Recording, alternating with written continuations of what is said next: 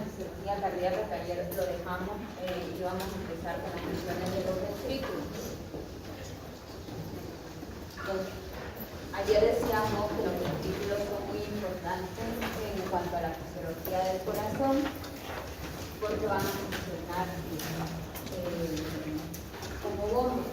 La aurícula también, pero los ventrículos van a ser un poco más grandes, las paredes un poquito más gruesas y tener ciertas características especiales. Las detallamos un poco más que las aurículas. Entonces, los ventrículos se van a llenar de sangre durante la diástole. Ayer vimos el concepto y de diástole. Están aquí para los que no vinieron el día de ayer. Diástole es el periodo de relajación y sístole es el periodo de contracción.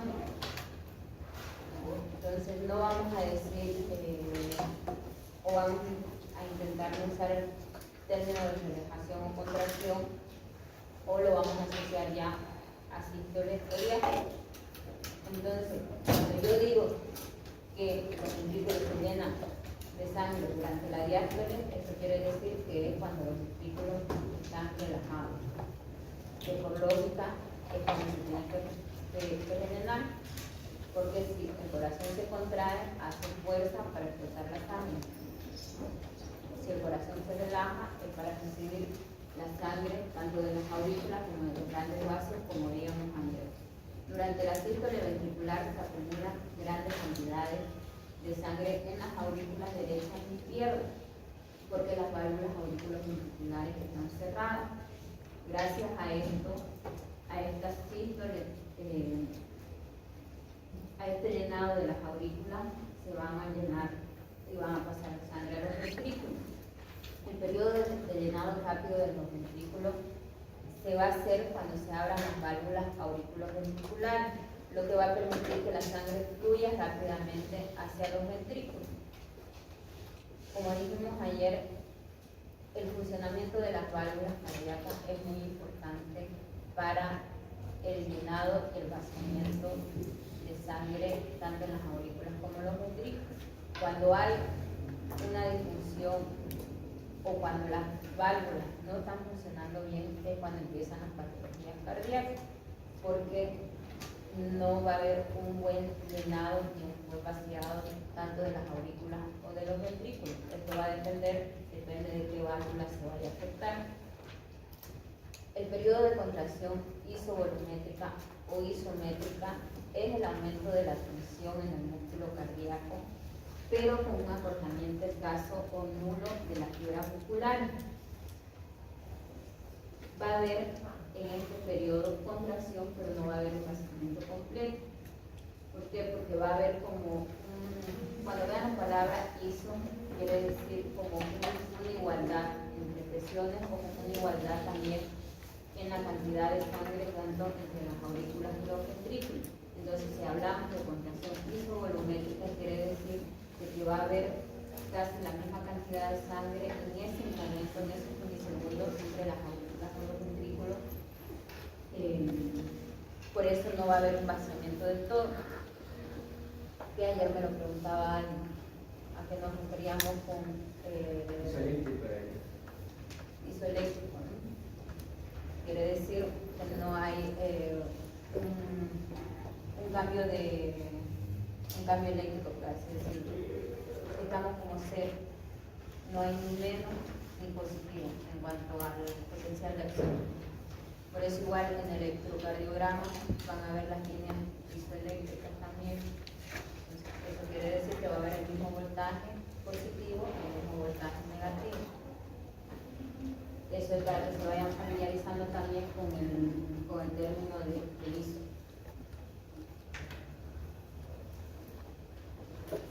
Otra cosa, ahorita que me acabo de acordar, si hay alguna palabra o algún término que no entiendan cuando se los digo, me lo dicen también. A veces se me sale alguna palabrita porque se me está afuera, no se me sale mucho, pero a veces se me puede salir alguna frase o algún término que no me doy cuenta, ¿ya? Entonces, con toda confianza, por favor, a veces no me doy cuenta y me lo pregunto y me lo dicen.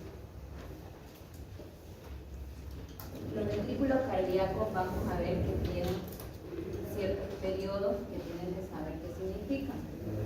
Por ejemplo, el periodo de eyección va a ser cuando se abren las válvulas seminunales, donde inmediatamente va a comenzar a eyectarse la sangre desde los ventrículos a la aorta y a la arteria pulmonar. ¿Por qué? Por anatomía, ¿cuáles son las válvulas seminunales?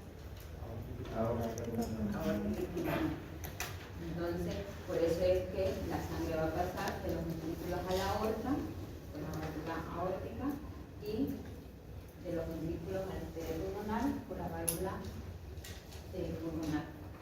El periodo de relajación isovolumétrica o isométrica, al final de la sístole comienza súbitamente la relajación ventricular y hay un cierre súbito de la válvula aórtica y pulmonar. Era lo que veníamos hace rato. Va a haber un cierre de las válvulas, lo que va a hacer que en esos milisegundos haya la misma cantidad de sangre entre las aurículas y los ventrículos. Y ya después, con la fuerza de la contracción, es que se va a expulsar toda la sangre y se va a relajar en el otro lado. Ayer decíamos que si la aurícula se contrae, el ventrículo se relaja y viceversa. Por eso es que el corazón es una bomba perfecta. Uno se relaja, el otro se contrae. El otro se relaja, el otro se contrae. Ese es el funcionamiento y la dinámica todo el rato. Si falla algo en esta bomba, es cuando dan las patologías. Durante otros 0,03 a 0,6 segundos, el músculo cardíaco sigue relajándose y después se abren las válvulas auriculoventriculares para comenzar un nuevo ciclo de bombeo ventricular. Ayer veíamos que podemos calcular cuánto dura el ciclo cardíaco de cada uno. Es 1 dividido entre la frecuencia cardíaca. Entonces, eso va a ser el ciclo cardíaco normal de cada persona.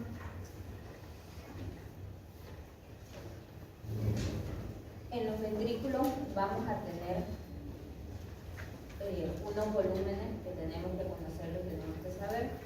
¿Por qué? Porque cuando estos volúmenes se alteran, es lo que nos va a dar las patologías cardíacas. Y cuando ustedes vean algún informe en un ecocardiograma, por ejemplo, les va a hablar de estos volúmenes. O cuando vean un ecodoppler también les va a hablar de estos volúmenes. Por eso es importante que sepan a qué se refiere cada uno de ellos. El volumen telediastólico es el llenado normal que tienen los ventrículos. Y esto está en torno de 110 a 120 ml de sangre. El volumen sistólico va a ser el vaciamiento de los ventrículos. Acuérdense de que la sístole es la contracción. Entonces va a ser cuando el ventrículo se va a vaciar y esto es alrededor de 70 mililitros de sangre. Un volumen telesistólico es la cantidad que queda después de la sístole. Aunque hemos dicho que tanto la aurícula como el ventrículo expulsan toda la cantidad de sangre, hay milisegundos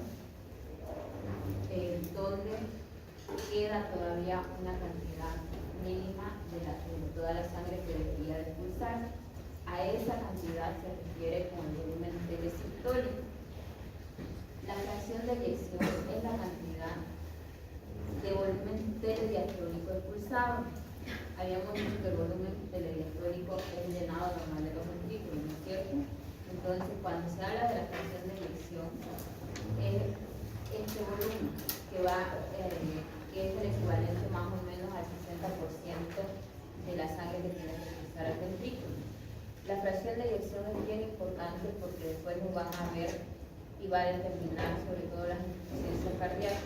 Las insuficiencias cardíacas las van a dividir en clase 1, clase 2, clase 3, clase 4, depende de la fracción de eyección que tenga el ventrículo.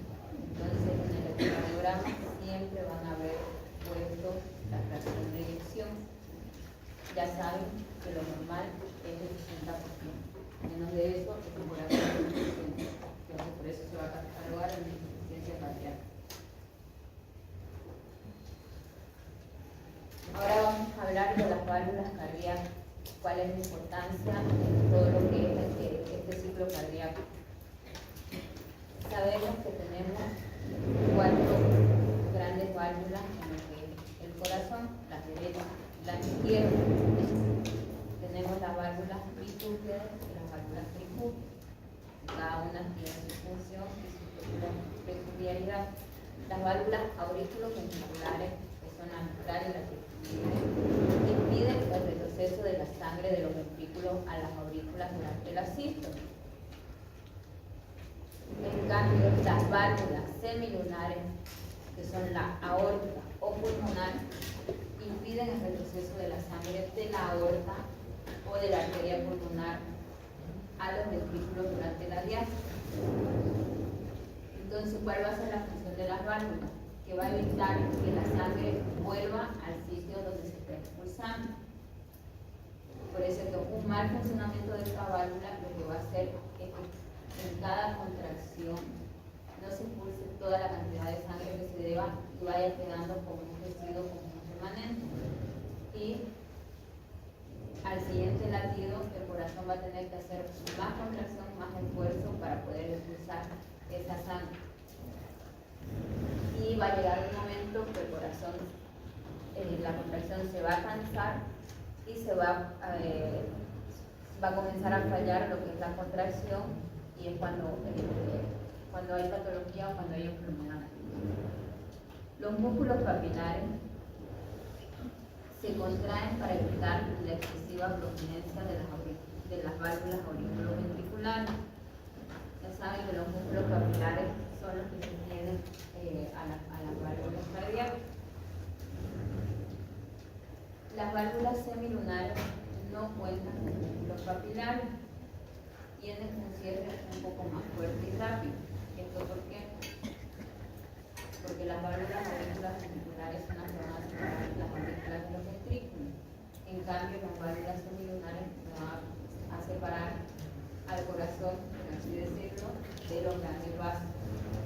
Entonces, aquí el cierre tiene que ser mucho más fuerte y rápido, porque los grandes vasos van a encargarse de llevar sangre al resto del organismo. Entonces la populación tiene que ser más fuerte y tiene que ser más rápido, y esa válvula tiene que aguantar más este tipo de presión.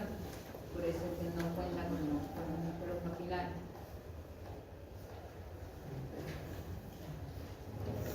En cuanto a la aorta,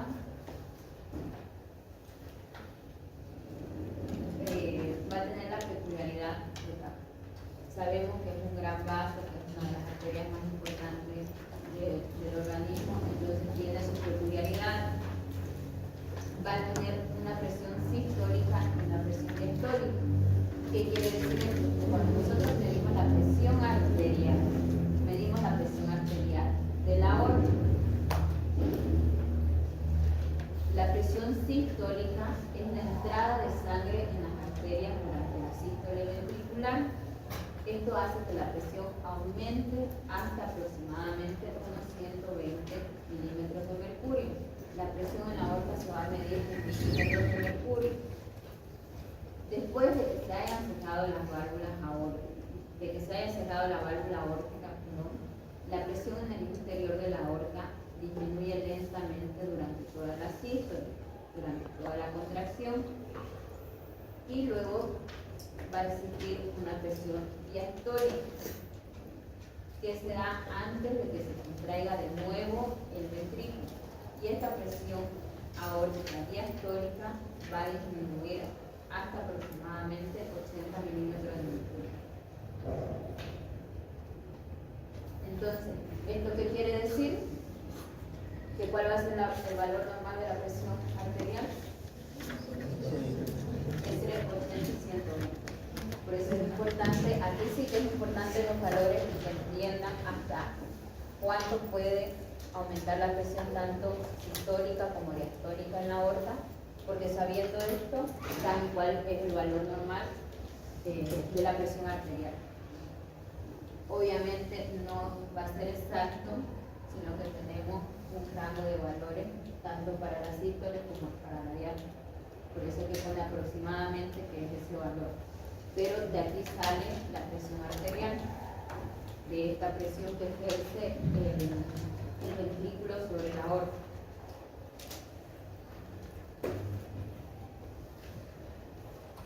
¿Qué es la precarga y la postcarga? Cuando hablamos de la fisiología cardíaca, usamos estos términos y nos vamos a referir a la precarga, que es el grado de tensión que existe en el músculo cardíaco cuando comienza a contraerse. Esto va a ser similar a lo que es la presión telediastólica, que es la que acabamos de ver. La postcarga es la carga que va a haber contra el músculo que ejerce la fuerza contracta, y esto va a ser similar o va a ser igual a la presión de la aorta que sale del ventrículo. Entonces, la precarga, como bien dice, va a ser antes o cuando comienza a contraerse. En cambio, la postcarga va a ser cuando vaya a salir la sangre del corazón, y por eso se da sobre la presión de la aorta.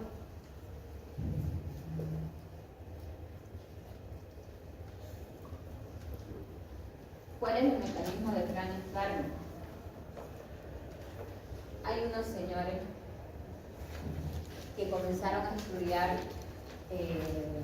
la contracción del corazón, el bombeo del corazón, y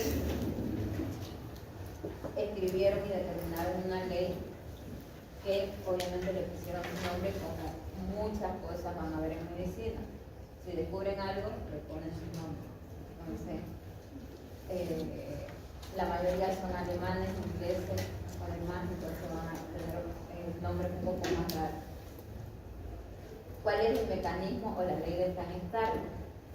La ley de Frank-Starling establece que cuanto más se extiende el músculo cardíaco durante el llenado, mayor es la fuerza de contracción y mayor es la cantidad de sangre que se bombea hacia la aorta. Esto es un poco lógico y por suerte funciona así. ¿Por qué? Porque si no fuese así, el corazón no podría compensar a veces cuando tenemos grandes volúmenes de sangre. Entonces, gracias a este mecanismo compensatorio y gracias a esta ley, es que el corazón puede manejar distintos tipos de volúmenes de sangre y puede compensar que le entren 120 ml de sangre o que le entren 400. Porque para extenderse un poco más el músculo. Ya saben que el músculo cardíaco es estriado, pero es un estriado que tiene miosina que va a hacer que pueda aumentar esa distensión. El corazón bombea toda la sangre que le llega procedente de las venas, que era lo que decíamos hace un momento. Va a bombear toda la sangre, pero a veces necesita como unos milisegundos para ejercer una fuerza mayor y vaciarse del todo. Esto no quiere decir que lo hagan en 2 tiempos porque no se nota. Cuando ustedes hagan la puntación cardíaca con su estetoscopio, lo que van a escuchar son los ruidos cardíacos de todos estos mecanismos. Entonces ustedes no van a escuchar ese desdoblamiento que pueda haber entre la sístole y la telesístole, entre la diástole y el volumen telediastólico, porque eso es imperceptible, son milésimas de segundo que son imperceptibles. Si esas milésimas de segundo o ese vaciamiento, ese bombeo del corazón falla y aumenta, es cuando sí podemos escuchar un desdoblamiento del primer ruido o del segundo ruido, y ahí sí que lo vamos a escuchar en la ocultación y vamos a poder determinar y saber dónde está el problema. Depende del foco que escuchemos, vamos a determinar si está fallando la válvula y de qué lado está fallando. Lo van a ver en semiología. Existe, aquí nos referimos en todo momento al ventrículo, pero ¿qué pasa con las aurículas? Las aurículas tienen un reflejo que es el llamado reflejo de Weinstein, que se da en las aurículas, que esto está transmitido por el nervio vago, que lo que va a hacer es incrementar la frecuencia cardíaca de un 40 a un 60%. Entonces, si el corazón está recibiendo más sangre de lo habitual y el ventrículo se empieza a distender para aumentar ese volumen y poder tolerar ese volumen de sangre, entonces las aurículas también tienen que hacer algo. Entonces, ¿qué hacen las aurículas? Las aurículas habitualmente son las encargadas de la frecuencia cardíaca. Entonces, ¿qué hace? Aumentar esa frecuencia cardíaca para que haya un bombeo un poquito más continuo de ese exceso de sangre que está llegando. ¿Por qué es importante saber que las aurículas son las que manejan un poco la frecuencia cardíaca? Porque cuando hay alteración en las aurículas, ustedes van a ver arritmia o van a ver repercusiones a nivel de la frecuencia cardíaca en las patologías que existen sobre la aurícula. Ya les dije ayer que yo les voy a ir poniendo más o menos ejemplos de patología o de dónde van a buscar la fisiología, para que se den cuenta lo importante que es entender la fisiología y lo que les va a ayudar de aquí en adelante en el resto de patología de materia, tanto como fisiopatología, materias todavía que no son clínicas del todo, pero que la van a seguir utilizando. Entonces, por favor, estudien bien fisiología, porque si saben fisiología, de verdad que todas las demás materias les va a ser muchísimo más fácil de entender. Absolutamente todas. Me mencionan uno y yo les pongo un ejemplo. Patología les va a servir para esto, en tecnología les va a servir para esto, en cirugía les va a servir para esto. O sea, en todas las materias les puedo poner ejemplos de dónde van a aplicar la fisiología. Entonces, si saben bien la fisiología, el resto de la carrera les va a ser un poco más fácil. ¿Cuál es el problema? Que es un poco tediosa, que es un poco pesadita a la hora de aprender, son muchas cosas, muchos conceptos, pero tienen que quedarse sobre todo, como les decía ayer, con lo más importante, que es lo que yo les voy a ir mostrando aquí. Yo sé que el libro es bastante grueso y a veces tiene muchísimas cosas, pero para eso son importantes también las teorías, para ayudarles un poco a ubicar cuáles conceptos tienen que saber y cuáles pueden pasar un poquito más desapercibidos, que igual tienen que leer por su médica, igual tienen que leer todo el capítulo, por favor. Como les dije ayer, el corazón, aparte del sistema circulatorio, del bombeo de la sangre, va a tener también una regulación nerviosa. Aparte de las venas y de las arterias, el corazón también tiene unos nervios que se encargan de la función y también tiene un sistema eléctrico. Por eso es que es un órgano súper completo y complejo. En cuanto a la parte del sistema nervioso, va a tener una regulación simpática y una regulación parasimpática. ¿Qué hace el simpático en el corazón? Se va a encargar de aumentar lo que es la frecuencia cardíaca. Esto lo va a hacer, lo puede aumentar entre 70 hasta 180 a 200 latidos por minuto. Incluso puede llegar a aumentar a 250 latidos por minuto. ¿Por qué es importante saber esto? ¿Hasta cuánto aumenta? Porque vamos a saber qué tolerancia puede tener el corazón en cuanto a la frecuencia cardíaca, los latidos que puedan tener. Y si sabemos que el simpático es el que se encarga de aumentar la frecuencia cardíaca, vamos a saber qué fármacos utilizar para tener la frecuencia cardíaca. El aumento de la fuerza de contracción cardíaca hasta el doble de lo normal. El simpático también se va a encargar de aumentar la fuerza de contracción cardíaca hasta el doble de lo normal. Esto tiene lógica. Si aumenta la frecuencia cardíaca, va a aumentar también la contracción cardíaca. Al aumentar la contracción cardíaca, va a aumentar también el volumen de sangre que le bombea.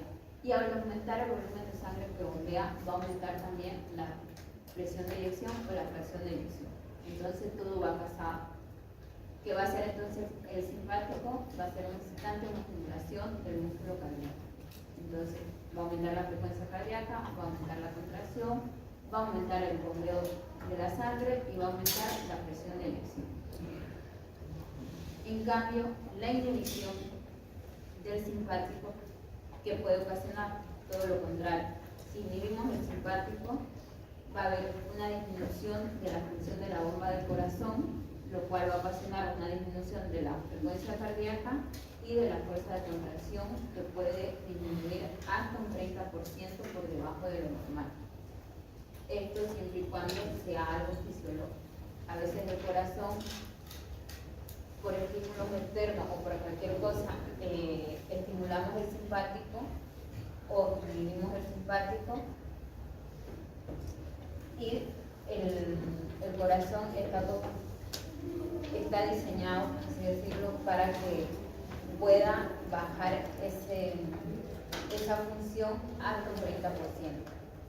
Si ya se baja por debajo de eso, ya no es fisiológico, ya no es un mecanismo compensatorio, ya es porque algo está fallando ahí o porque ha habido un agente externo que me está inhibiendo más de lo normal el sistema simpático. Al contrario, ¿qué va a hacer la regulación parasimpática? Si hay una excitación del parasimpático a nivel cardíaco, lo que va a hacer es reducir la frecuencia cardíaca y la fuerza de contracción. Puede hacerlo hasta un 20 a 30%, que va a ser todo lo contrario al simpático. La estimulación vagal, el vago es el nervio representativo del parasimpático, puede detener el corazón unos segundos, pero el corazón va a tener una vía de escape, y a través de esta vía de escape va a conseguir que pueda seguir latiendo, pueda tener una frecuencia cardíaca entre 20 a 40 latidos por minuto. Esta vía de escape la vamos a ver en el siguiente tema cuando veamos el sistema eléctrico del corazón, pero es para que sepan que aunque falla el sistema nervioso en el corazón, igual como el corazón tiene un sistema eléctrico, va a tener un mecanismo de escape y un mecanismo compensatorio.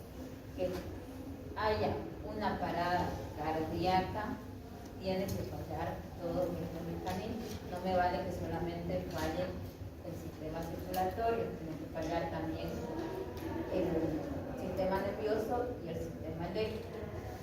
Por eso es que en las paradas cardíacas ponemos una serie de fármacos encaminados a los tres sistemas. ¿Alguna duda hasta aquí? Varias. No, pero conforme lo vayamos avanzando y en las prácticas también, conforme vayamos haciendo, van a ir reforzando los conceptos más importantes.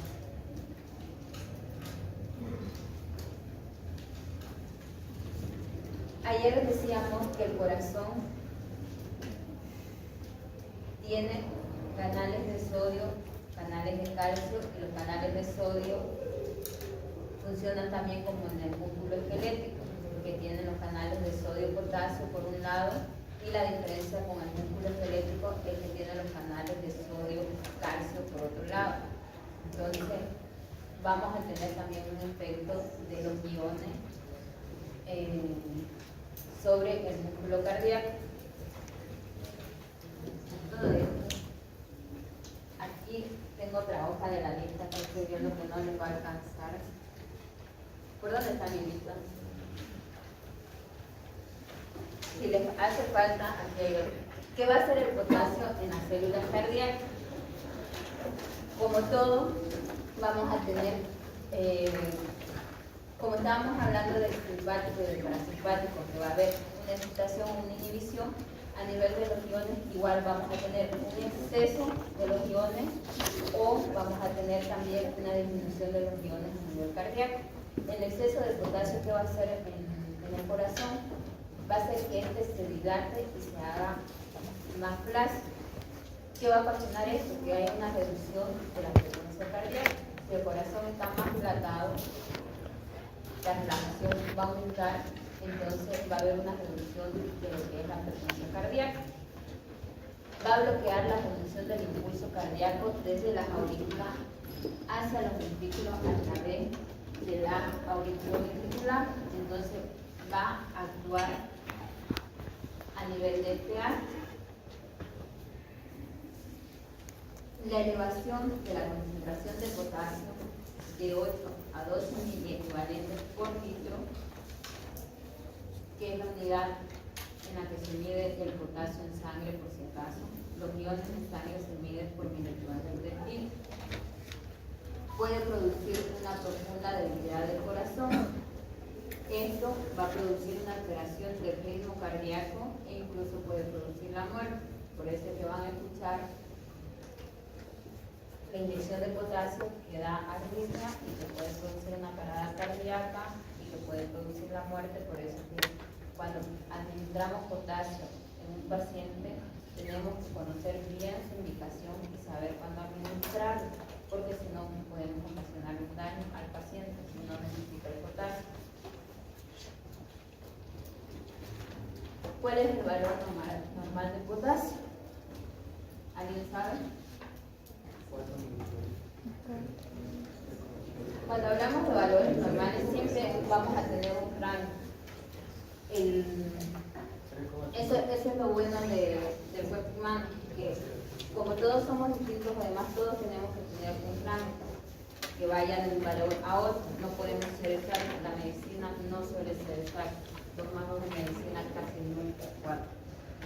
Entonces, es verdad. Es de 3.5 a 5. Según el laboratorio, a veces lo pueden mostrar 5.5, pero para que no se bien, este es el valor del potasio. Este número, ¿cuál es lo bueno? Que por reglas mnemotécnicas pueden saber el pH en la sangre desde 7.35 a 7.45, que vamos a tenernos en esta rango. ¿Qué más?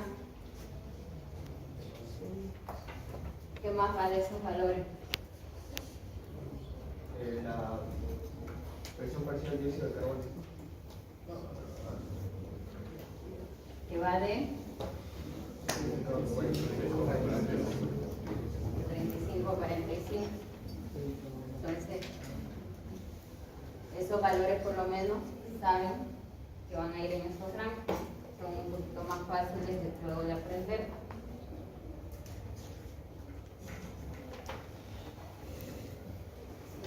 pH, potasio.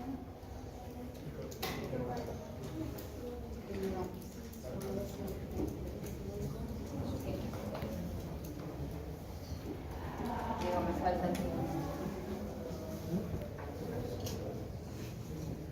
Sodio.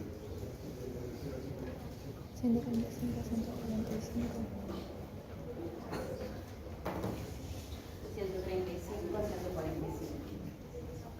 Dependiendo del laboratorio, casi siempre los laboratorios se lo van a dar los marcos, pero a veces no tienen por qué dárselo, o si se lo dictan, si están en una parada o lo que sea, y se lo van dictando para que ustedes relacionen y se acuerden, porque todos estos parámetros son de la gasometría arterial, entonces son valores importantes, y la ventaja es de que pueden saber los valores normales porque se relacionan entre sí. Son ayudas de memoria por si acaso. Pero dejo ahí un rato.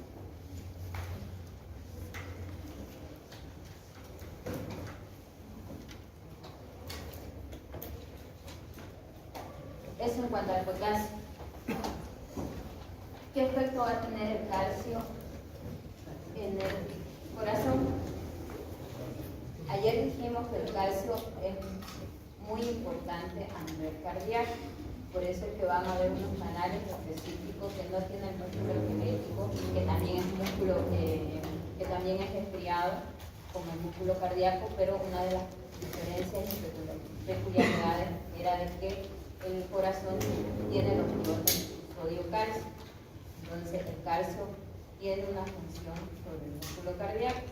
Su exceso va a producir los efectos totalmente contrarios al potasio. Esto ¿qué quiere decir? Que va a haber una contracción excesiva